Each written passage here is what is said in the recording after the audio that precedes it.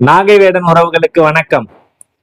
சவுக்கு சங்கர் வீட்டில் தாக்குதல், இது குறித்து அண்ணன் சீமான் அவர்கள் ஒரு அறிக்கை வெளியிட்டு இருக்கிறார். அது குறித்து தான் இந்த காணொலியில நம்ம பார்க்க போறோம். வாங்க வீடியோக்குள்ள போகலாம். சவுக்கு சங்கர் வீட்டின் மீதான தாக்குதல் திமுகவின் தரங்கெட்ட ஆட்சிக்கான சாட்சி அப்படின்னு அண்ணன் சீமான் அவர்கள் கடுமையா விமர்சிச்சிருக்காரு. இதுல அவர் இன்னைக்கு கொடுத்திருக்க அறிக்கையில ஆளும் திமுக அரசுக்கு எதிரான கருத்துக்களையும் விமர்சனங்களையும் முன்வைக்கிறார் சங்கர் என்பதற்காகவே அவரை குறிவைத்து தொடர்ச்சியாக பழிவாங்கும் போக்கு மிக மலிவான அரசியலாகும். அவர் மீது பொய் வழக்குகளை தொடுத்து சிறைக்குள் தாக்குதல் தொடுத்து கையை உடைத்து இருமுறை குண்டர் சட்டத்தை பாய்ச்சிய திமுக அரசு தற்போது அவரது வீட்டுக்குள் தாக்குதல் நடத்திவிட்டு வேடிக்கை பார்ப்பது அரசியல் அநாகரிகத்தின் உச்சமாகும்.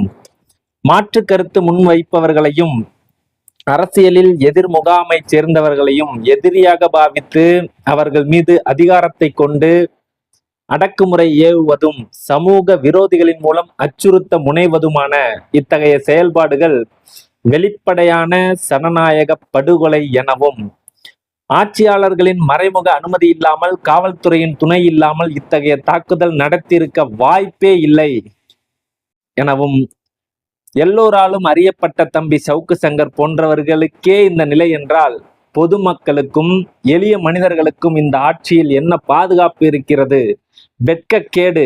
எந்த திசை நோக்கினாலும் கொலை, கொள்ளை, வன்முறை, போதை வியாபாரிகளின் ஆதிக்கம் என தமிழகத்தின் சட்ட ஒழுங்கும் சமூக அமைதியும் சீரழிந்து கிடக்கிற நிலையில் இப்போது நாடறியப்பட்ட ஊடகவியலாளர் சவுக்கு சங்கர் வீடு சூறையாடப்பட்டிருப்பதன் மூலம் இது தமிழ்நாடா இல்லை உத்தரப்பிரதேசமா என்னும் கேள்விதான் எழுகிறது என்று அண்ணன் சீமான் அவர்கள் இன்னைக்கு ஒரு அறிக்கையை வெளியிட்டு இருக்கிறார்கள்.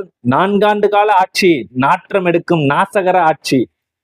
சவுக்கு சங்கர் வீட்டில் வீசப்பட்ட சாக்கடை கழிவுகளே அதற்கு சாட்சி என்றும் இந்த அறிக்கையை அவர் நிறைவு செய்திருக்கிறார். நன்றி, வணக்கம்.